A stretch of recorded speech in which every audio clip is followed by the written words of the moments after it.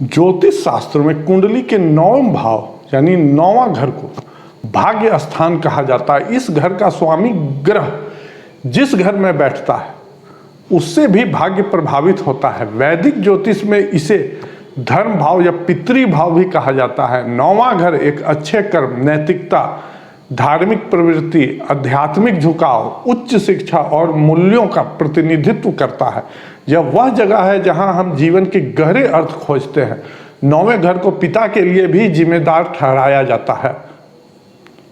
नमस्कार दोस्तों, एक बार फिर से मैं हाजिर हूं आपके साथ आपके अपने channel astrology and vastu by J V. Raman में।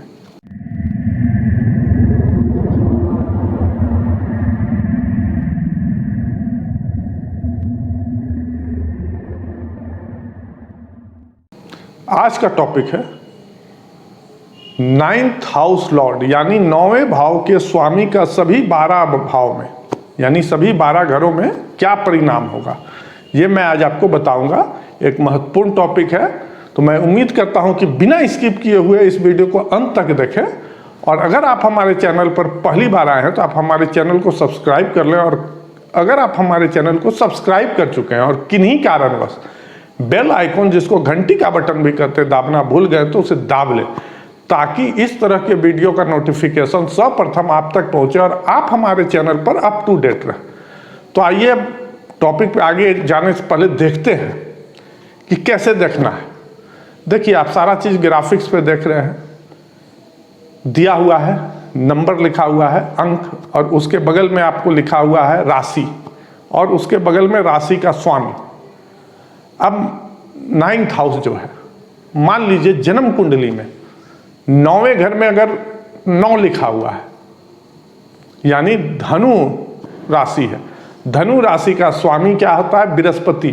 तो आपको अपने जन्म कुंडली में देखना कि बृहस्पति कौन सा घर में बैठा हुआ है, उसी घर का परिणाम होगा जो मैं आपको आगे बताऊंगा। मान लीजिए आपके 9वें घर में 4 लिखा हुआ है यानी कर्क राशि है। कर्क राशि का स्वामी ग्रह कौन होता है? चंद्रमा। यानी आपके 9वें ग्रह, 9वें घर, 9वें भाव का जो स्वामी हुआ, Lord of the 9th house चंद्रमा हुआ। तो आपको अपने जन्म कुंडली में देखना है कि चंद्रमा किस घर में बैठा हुआ है।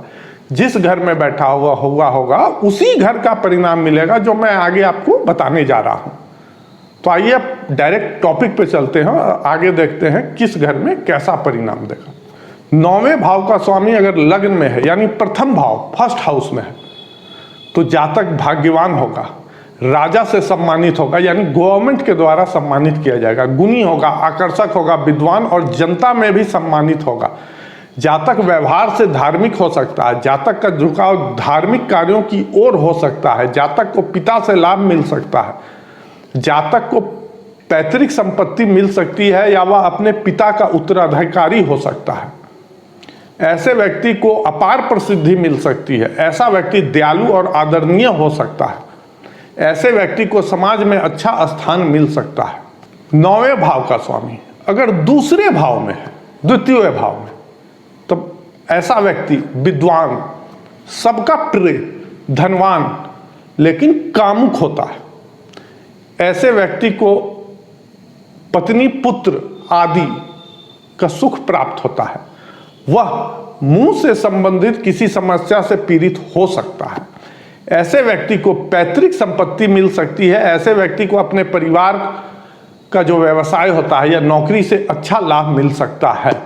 ऐसे व्यक्ति अपने बोलने की क्षमता से जनता को आकर्षित कर सकते हैं।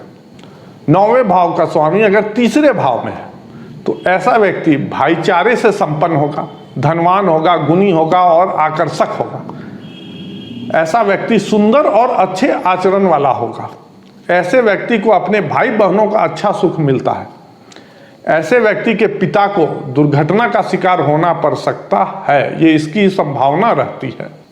9वें भाव का स्वामी अगर चौथे भाव में बैठा हुआ है तो ऐसे व्यक्ति को घर, वाहन और सभी प्रकार के सुख प्राप्त होते हैं, सभी प्रकार का धन प्राप्त होता है और वह अपनी माता के प्रति समर्पित रहता है। ऐसे व्यक्ति के पास रहने के लिए अच्छा घर होता है। ऐसे व्यक्ति को पैतृक संपत्ति मिलती है। ऐसे व्यक्ति का स्वाभाविक झुकाव धर्म के प्रति होता है, धार्मिक कार्यों से धन कमाता भी है।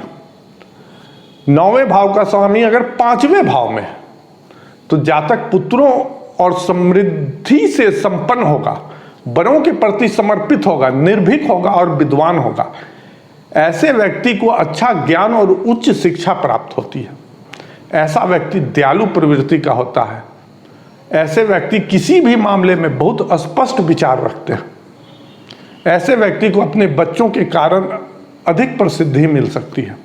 9वें भाव का स्वामी अगर 6ठे भाव में है, 6th हाउस, तो जातक को बहुत कम समृद्धि मिलती है, या इसको कहा जाए तो अल्प समृद्धि का भोग करता है। शत्रुओं से हमेशा ये परेशान रहेगा। मातृपक्ष से सुख नहीं होता है, यानी अपने माता का वो उसको सुख प्राप्त नहीं होगा। ऐसे व्यक्ति को शत्रु से पराजय का सामना करना पड़ सकता है।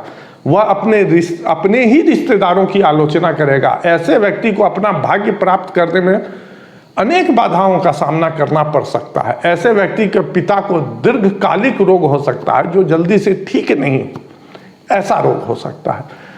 अब देखते हैं अगर 9वें भाव का स्वामी 7वें भाव यानी 7म भाव में है तो ऐसे व्यक्ति को विवाह के बाद अत्यधिक सुख की प्राप्ति होती है। ऐसा व्यक्ति गुणवान और यशस्वी होता है। उसकी पत्नी सत्यवादी और अच्छे और विनम्र स्वभाव की होती है।